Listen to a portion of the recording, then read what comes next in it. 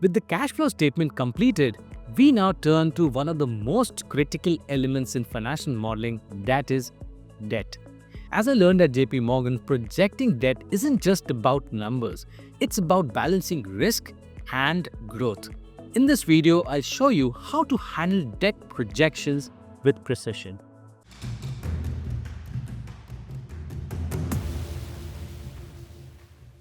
Hello friends, welcome back to Wall Street Mojo's financial modeling tutorials step by step.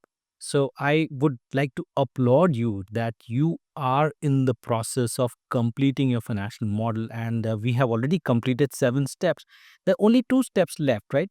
Step number 8, projecting debt, and step number 9, integrating the 3 statements and balancing the balance sheet. So only last 2 steps. So let's get started with step number 8. And for that, I'll go back to this sheet here. And in our previous tutorial, we looked at cash flow statements, right? And now we're going to project the debt items, right? But before we do that, one mini step that we have is that we need to complete the balance sheet items as well. So in most cases, when you see this balance sheet items like cash and cash equivalent, account receivables, etc., we've already projected them, right, in different sheets. But we need to link them here so that they are fully complete. And once this is done, we can move to the debt schedule. Okay, so let's complete this first, then go to the debt schedule. So let's get started with the asset side, and from the top, cash and cash equivalent. Did we project cash and cash equivalent numbers at the end of each of these years? Yes, we did in the previous step, right? These are the ending cash balances for each of these years. So the easy thing for us to do is just link it. So that's what I'm doing. 3864.1 for year 1 and so on and so forth.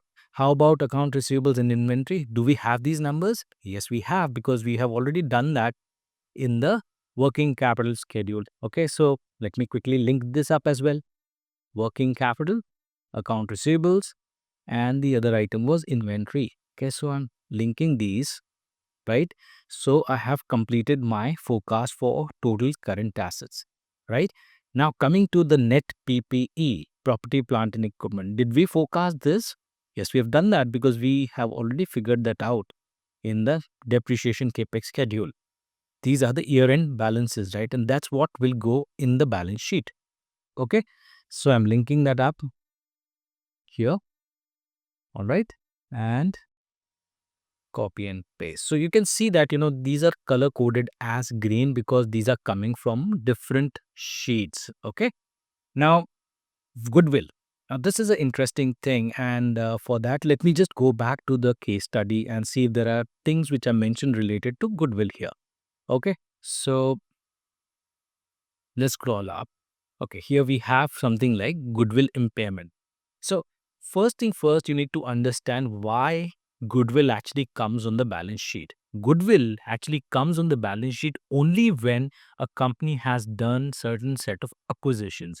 So if there is a purchase price, like the company has paid a premium over and above the fair value of the assets, then that amount is accounted for Goodwill. So it comes under purchase method of accounting, but let's assume that, company has taken care of all that accounting aspects of it. Now, the thing is that once the acquisition has happened, the goodwill actually sits there as it is year over year. And there are consultants who basically conduct, tests to ensure and see that if goodwill has kind of, moved or kind of impaired. So impaired would mean that is there a reduction in value of goodwill? And if there is any, then the reduction will be done on the balance sheet. So if there is no impairment, then you will have to keep that number as constant. So when we look at this Apex Solutions, right, we have this goodwill number 2400.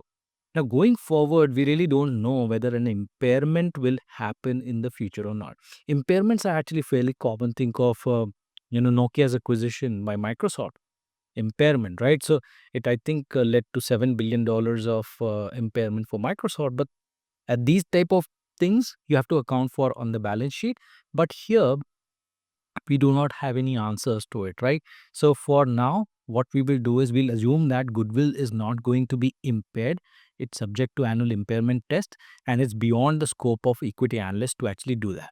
Okay, so here I'm just equating it to the previous year's goodwill. Okay, so with that, we have the total other assets value as well, and the total assets will be equal to 52,389.3. Okay, so we have the total assets value. Now let's look at the liabilities. The total liabilities, first we'll start with the accounts payables. We have already figured that out in the working capital schedule, right? So here we have accounts payables. Okay, so linking that up and copying and pasting this link as well. Now the term loan, this is what is going to come in the debt schedule, which we are going to just discuss. Okay, so this is again kind of taken care of. Now, when it comes to this shareholders equity section, we are going to assume certain things, but let's go back to first the case study and see if there are some details available with respect to shareholders equity. So there is none here. So what I'm going to do is, I'm going to assume two things. One is that common stock positions will not change. Okay, and there will be no treasury stocks, means that there will be no repurchase of equity that's going to happen, like repurchase of shares or buyback of shares, which typically management does each of the years when they feel that the stock is kind of undervalued. So this is the assumption that I have used. Now coming to retained earnings, how is it effective? Now, retained earnings means the amount of earnings that you're going to retain in the company for future investments. Now, what is your annual earnings? Annual earnings are the net income, right? So this is 11003.2. Now, out of this, are you going to pay any dividends? If the company is not paying any dividend, this is the overall amount that gets retained within the system. Okay, so the formula here is previous year's retained earnings, the beginning balance, plus this year's earnings, right? This year's earnings, because net income is what belongs to the shareholders, this is the linkage, right? So previous year's retained earnings plus 11003.2, that's the net income. So here it becomes 2300 3.2. Okay. So your shareholders' equity will now become 24203.2, and your total liabilities and shareholders' equity will become 27189.3. Okay. So let me do one thing. I'll just copy and paste this formula across so that it is valid for all the other years as well. Okay. Now, I would like you to also understand one very important aspect of it is that there is this check here. Okay, this check basically ensures that total assets is equal to total liabilities and shareholders' equity. So it is zero for the historical years, and that's what is the expected, outcome. Balance sheet should balance, but the balance sheets are not matching here, right? The balance sheets are not matching because we have not yet put the numbers associated with term loan, and all of these numbers are going to come when we complete the debt schedule. So as of now, as you can see, the balance sheet is not matching. The idea of the integrated restatement model is to make sure that after we do all the cash flow linkages and the income statement and the balance sheet, this check here for future years should come to zero. Okay, so with that in mind, let's now go back to our debt schedule. So debt schedule is all about, finding out what's the ending balance of the term loan, which is needed in the balance sheet. We also need the interest expense, and we also need the interest income, right? So these are the three objectives of the debt schedule. So for that, before I link everything up, I would like to go back to the case study to see if there are any details available regarding the same. So here we have this detail, right? Debt repayment strategy of Apex Solution. Apex Solution is dedicated to enhancing its financial health through a financial disciplined approach to debt management. So the company has committed an annual repayment of $2 billion on its term loan, right? And when you read more, you'll realize that Apex Solution plans to issue 1 billion of term loan each year as well. So there is a issuance of 1 billion, and then there is a repayment of 2 billion, right? So when it comes to thinking about the cash inflow and outflow, you're doing a repayment of 2 billion means outflow of 2 billion, and 1 billion will be the inflow. So there's a net outflow of $1 billion, and this has to get modeled within your debt schedule. Okay, so let's start by looking at this part here. So the typical way of creating the debt schedule is writing these things. You have a beginning balance, then there are issuances, and then there are repayments, and then finally we have the ending balance. Okay, so what I'll do is I'll first link the ending balance here for actual 3. Okay, so this is 25200. Okay, now this will become the beginning balance for year number 1, right? How much is the issuance? Issuance is $1 billion. So that will be equal to 1,000 million, right? So this is the issuance. What is the repayment? It's $2 billion, right? So $2 billion, it will come with a minus sign because it's a cash outflow. So minus 2,000. So what's the ending balance? The ending balance will be nothing but 25200. In fact, I can just write a simple formula. This will be sum total of these 3, right? So it comes out to be 24200. Okay. Now this 24200 will become the beginning balance for year 2, right? And this is the same situation which is going to continue for year 2 as well, right? So the ending balance here will become 23200. So what I'll do now is I'll copy and paste this across for the other years as well, so as to find the ending balances for each of these remaining years. Okay.